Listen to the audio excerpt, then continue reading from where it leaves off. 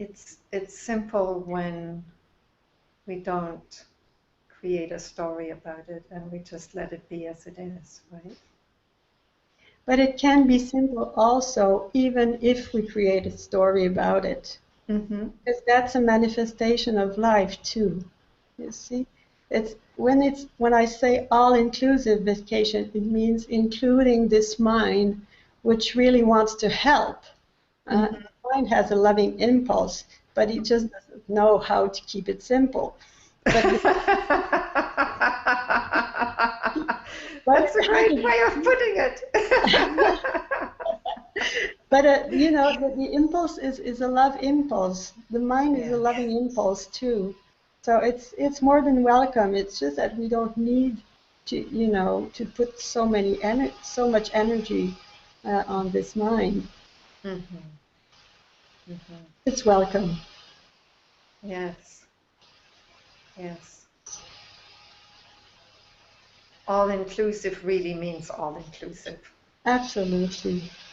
You know, you don't need to select, you know, what should or should not be, because everything is life. Mm-hmm. So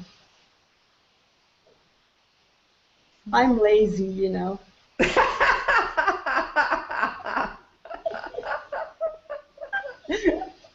I really enjoy laziness.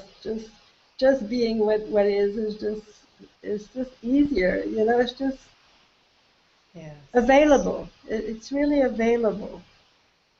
Mm-hmm. And it's interesting that when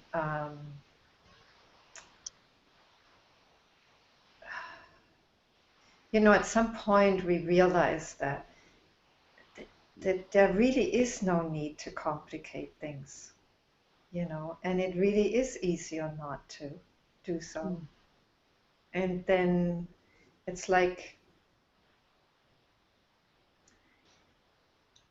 yeah, we get more and more into the habit of that simplicity. Mm. I would like just to add that even the complexity can be simple. Mm-hmm. Because we don't need to even to make the effort to get rid of complexity. You know, we can just be in this space to see that there's something about complexity happening. Mm-hmm. And there's no need to get rid of that either. Mm. It's just a manifestation of life and a manifestation of love of the mind, mm-hmm. you know, which mm-hmm. really wants the best. So simplicity is here with complexity of the mind. It can. Mm-hmm. With an open heart and compassion for this mind and this, what I call the little one inside, which really would like to have it perfect in its own way, but it's beautiful, you know. It's just there. It's welcome. Tell us a bit about the little one. I know that's something that you use a lot, and I find something beautifully maternal in this talk about the little one. So share that with us, Della. The little one is, for me, is the individual part of our being, which feels separated, and the little one, really, what he wants or what she wants is to be in peace, and he or she believes that he's separate, so it's creating all those strategies to be comfortable in this separateness. Mm-hmm. And to be safe, I imagine. Totally, to be safe. Yes. And the invitation to in going back home is just to realize that this little one is doing its best to be safe, but the safest place is to take care of the little one and to love the little one and not to judge, you know, just to keep the heart open to all those strategies. He's working so hard, you know, to be. He's working so hard. He just doesn't know that he is already safe. But he tries, you know, he struggles with that. And the space, the intimate space of our being can totally be with this little one and make him or her really comfortable and safe and calm. So for me, the little one is really precious. It's a part of us which just needs to exist and be safe.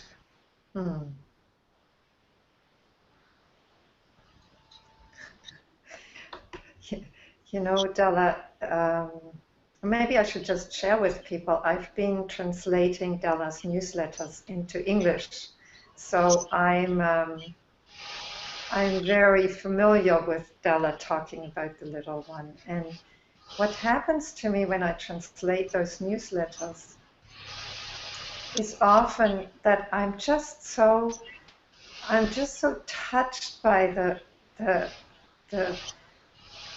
loving maternal quality that's in that talk, in your talking about the little one. You know, it's just like, there's this sense like, yeah, it's okay. We can take care of that little one, and she or he can come to rest, you know. Yeah. The little one has a place. It's not like we need to get rid of him or her either, you know. It's just like, well, that's part of the human experience. Absolutely. Absolutely. It's totally welcome. It's there anyway. Yes. You know, you can try to get rid of it, but if the little one wants to get rid of itself because it's suffering, you know, what we are is totally open to the little one, really. Yeah. Otherwise, it's again a strategy to change the reality just as it is. But it's more than welcome, really, all the time. Even if it cries a lot, you know, it's really taking care of the little one inside. And maybe also coming to see all these strategies that the little one has developed. And a lot of the survival strategies of the little one were developed when we were children. Yes. So to see all these strategies as ways that we've developed as children to take care of ourselves, and then to come to see that really ultimately they're not all that helpful, but yet to not resist them either, to just give them a space. Sure. They were helpful. Yes. You know, they were helpful to today. And in the moment, well, we are all free to see those strategies and to open to others. You can keep the same, it doesn't matter. But at the minute we are ready to see, really to open our heart to seeing those strategies, then we have the choice to decide whether it helps or not anymore. Just so it opens. Yes. This opening to seeing the little one is really beautiful. And there's a lot of love and compassion that comes really when we take the risk of seeing all those loving impulse of the little one. Really, it's soothing, you know, to see that it comes all from love.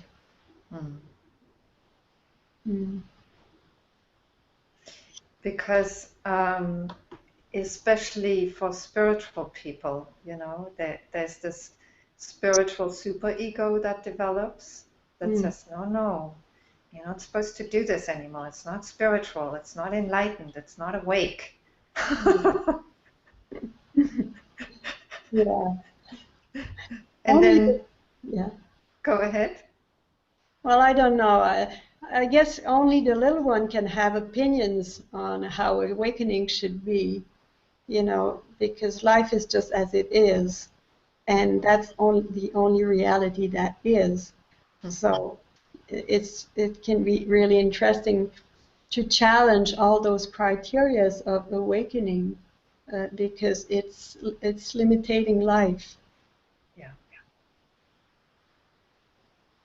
But it has a loving impulse too. Even the superego, as we say, of spirituality, is a loving impulse. There's something that wants to be heard, and that's all. That's all it is. But in the heart, when we're ready to see with humility what's the truth of all that, and then the criteria fall, and it becomes really simple. We don't need to play the superego stuff. It's welcome, but there's no need anymore, because something has come home where there's nothing missing. It's almost like the need to stay safe or to be safe. Yes. Which is what motivates the spiritual superego in a way. It's like, if you do this, then you're okay. Yes. If you become enlightened, then you're okay. Then life will be okay. Yeah. I've lost my thread now. What motivates that can be seen too. Sure. And really, what that is ultimately is a fear, right? It's a need to be safe, and really we're already safe, in life. I mean, life isn't actually as threatening as the little one thinks it is. Yeah. Well, of course, if you're attached to the idea that we're separate, well, of course, it's normal to struggle to be safe.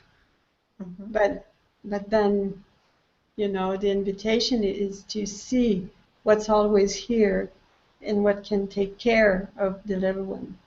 And it's really take the step to risk seeing if we're safe in the discomfort zone, because life has no limit.